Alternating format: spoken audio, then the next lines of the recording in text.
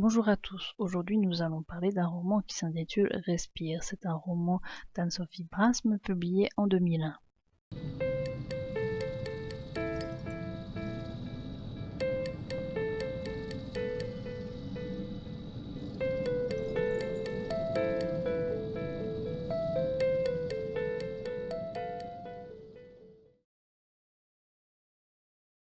Ce roman comporte trois personnages principaux.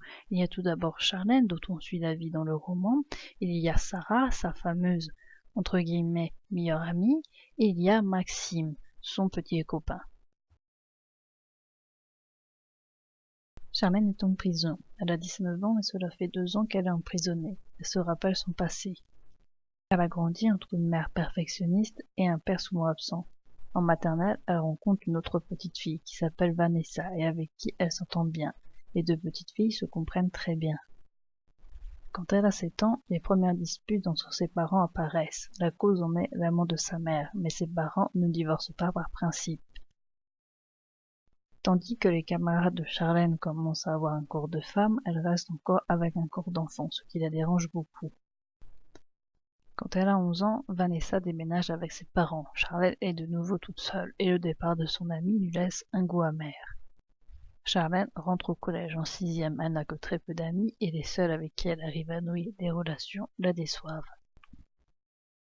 L'année est longue pour Charlène car ses professeurs lui donnent beaucoup de travail parce qu'elle ressent un certain mal-être. L'été, elle part dans le sud avec ses parents. Son corps se transforme et elle parvient à se faire quelques amis. À la rentrée prochaine, elle se fixe comme objectif d'être aimée des gens.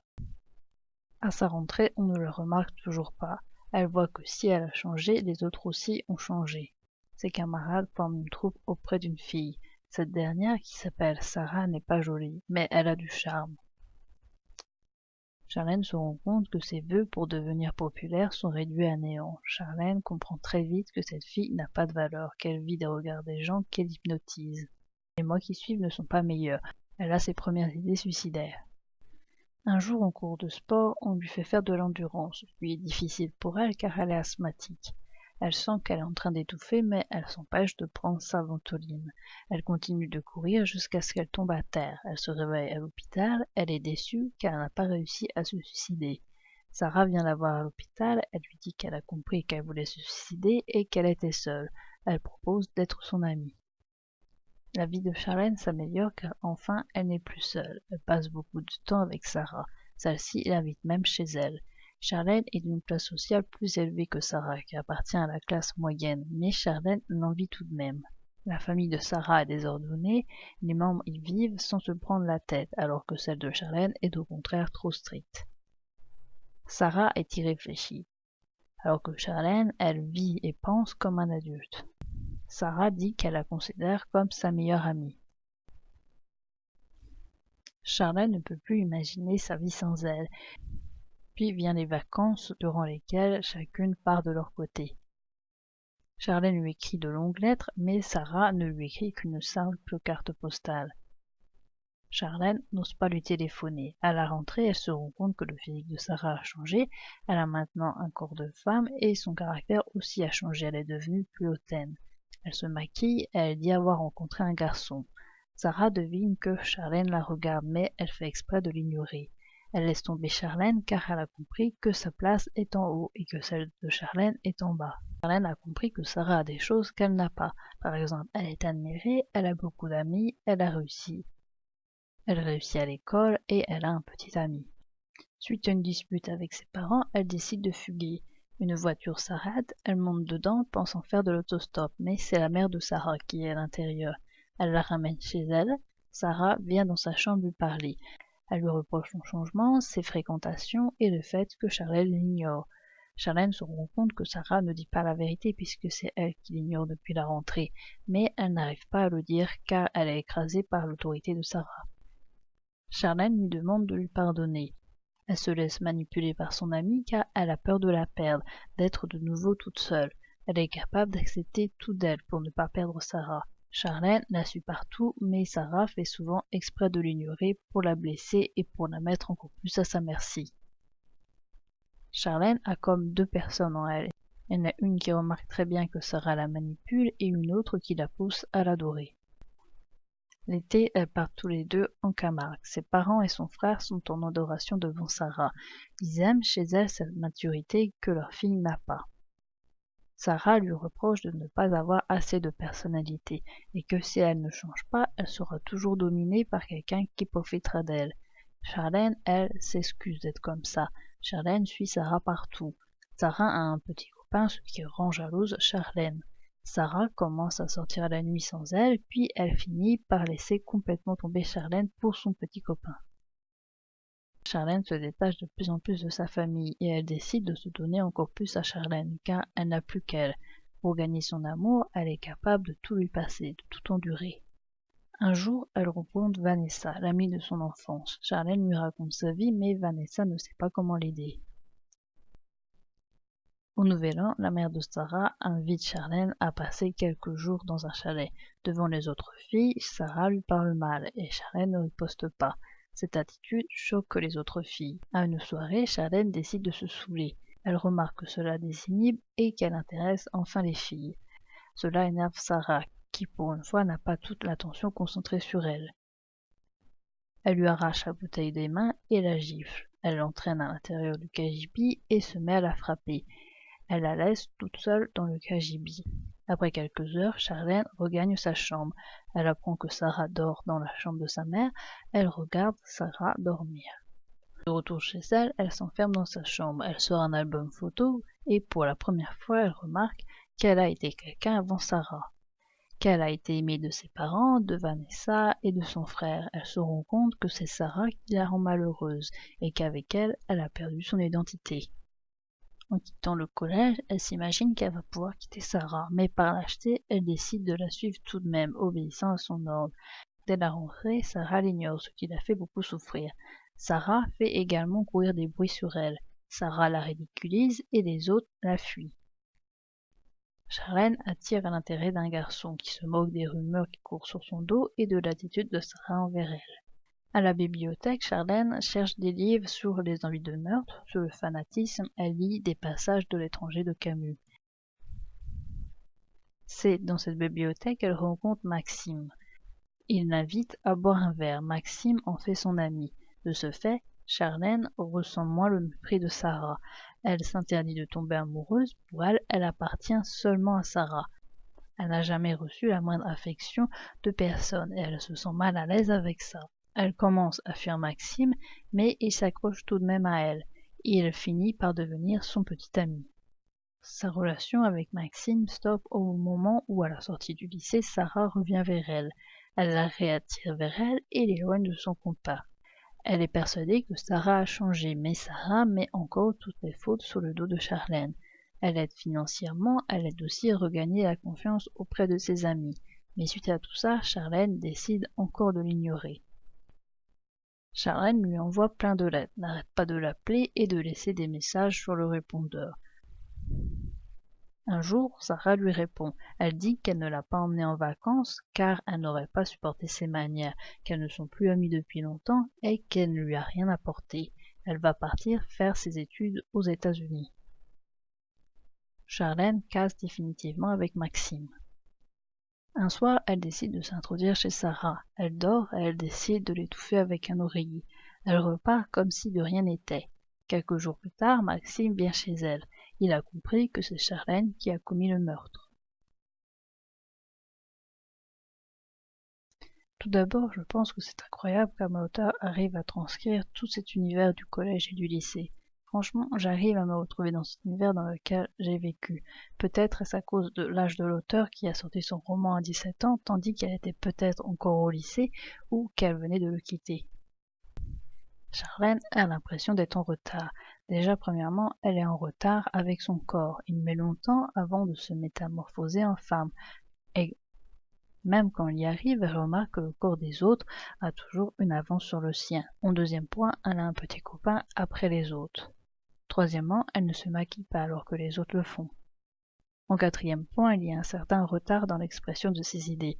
Par exemple, Sarah arrive à dire ses idées et même à convaincre les gens, alors que Charlène, qui a des idées, n'arrive pas à les exprimer, et quand elle les exprime, les autres n'en empêchent. Sarah dit à un moment qu'elle est comme ça car ses parents l'ont trop choyée, alors que c'est plutôt le contraire qui s'est passé. Charlène est quelqu'un qui n'a personne sur qui se poser, pas son frère, pas son père, ni sa mère. Elle n'a pas le soutien de base qui est le soutien familial. Elle n'a pas d'amis, elle n'a que Sarah. Sarah sait très bien qu'elle n'a qu'elle, c'est pour cela qu'elle en fait ce qu'elle en veut. Elle arrive même à faire s'excuser Charlène du fait de comment elle est. Sarah arrive même à en vouloir à Charlène de s'excuser d'être comme elle l'a transformée. Ça devient grave. Charlène, à la première rencontre, remarque que Sarah est un être vide.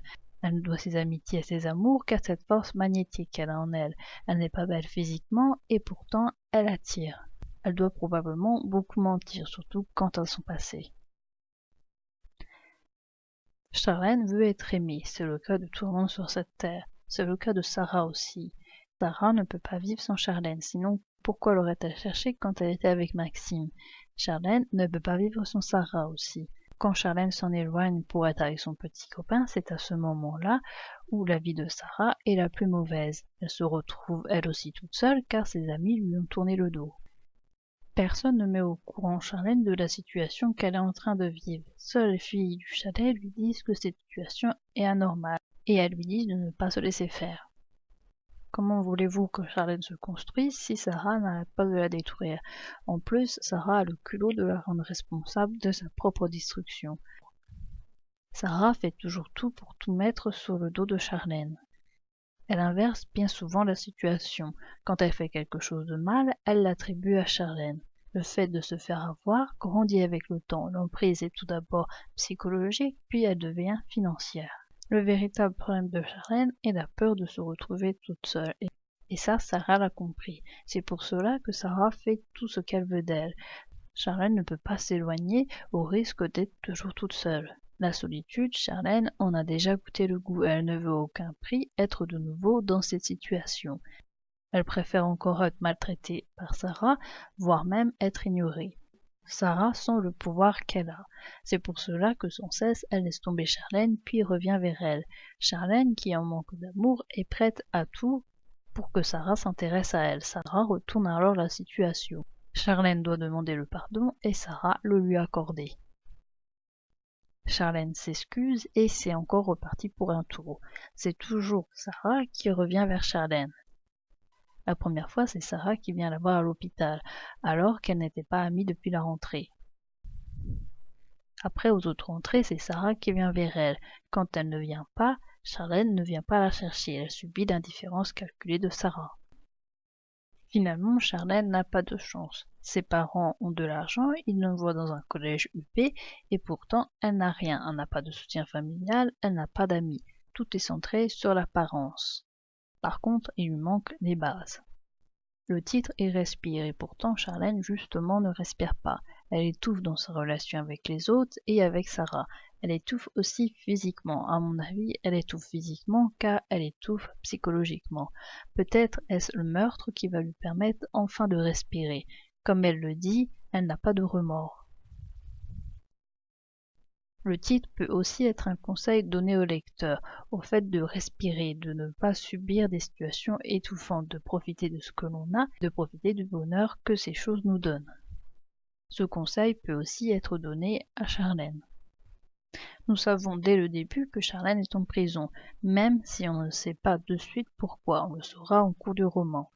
Car il faut bien un roman, quelques années, pour expliquer l'avant, le pourquoi telle personne est prédisposée à tomber dans les griffes de quelqu'un, pour expliquer le pendant, ce qui correspond à une longue chute, qui se fait petit à petit au profit de quelqu'un, et puis aussi pour expliquer l'après, dont il n'y a pas grand-chose à dire, à part que c'est enfin le moment où on peut respirer, qui se fait petit à petit au profit de quelqu'un.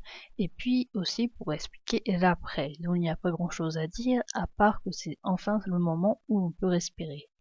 Sarah sans personne, elle est personne. Charlène aussi sans personne, elle est personne. Charlène lui apporte cet amour qui fait que Sarah est une personne, alors que Sarah lui apporte cet amour-haine qui fait déconstruire cette personne. L'une est en train de bâtir une personne tandis que l'autre est en train de la détruire. On devine bien que les efforts de Charlène sont vains, qu'elle n'arrivera jamais à se construire auprès d'une personne comme elle. Certains voient Charlène comme quelqu'un d'instable psychologiquement, alors que je crois qu'elle aurait pu être une jeune fille tout à fait normale. Si elle n'avait pas rencontré Sarah, si Vanessa n'avait pas déménagé, si elle avait peut-être aussi rencontré Maxime plus tôt. Charlène aurait pu être une enfant tout à fait normale, car tous les enfants ont peur des monstres qu'ils s'imaginent. Tout le monde, à l'adolescence, se fait un psychodrame quand les transformations arrivent un peu tard. Quelques mois pour un adulte n'est rien, mais pour un enfant ou un ado, c'est toute une vie. On refuse aussi à Charlène tout moyen de vivre un peu mieux, de s'échapper de sa situation. Par exemple, la scène avec ses parents quand ils découvrent le cannabis. Il faut avouer aussi qu'elle lâche elle-même certaines occasions, comme quand elle ne reprend pas contact avec Vanessa et quand elle préfère quitter Maxime. Charlène devient de plus en plus obsédée par Sarah. Elle a besoin de l'épier, de savoir tout ce qu'elle fait en temps réel. Elle est jalouse de ses petits copains. Quand elle n'a pas de nouvelles d'elle, elle n'arrête pas de l'appeler ou de lui envoyer des lettres. Charlène lit L'étranger de Camus, mais cela ne lui convient pas, car Meursault commet un meurtre dont le principal fautif est le soleil. Pour Charlène, cela provient de plusieurs années de souffrance. Pour Charlène, c'est la seule façon de se libérer de Sarah, qui sinon l'aurait peut-être dominé toute sa vie. Pour Meursault, c'est plutôt de l'instantané. Quand on apprend que c'est Charlène qui a tué Sarah, on est un peu étonné. On pourrait croire l'inverse. Sarah l'a déjà frappée et c'est elle qui a le plus de pouvoir dans cette relation.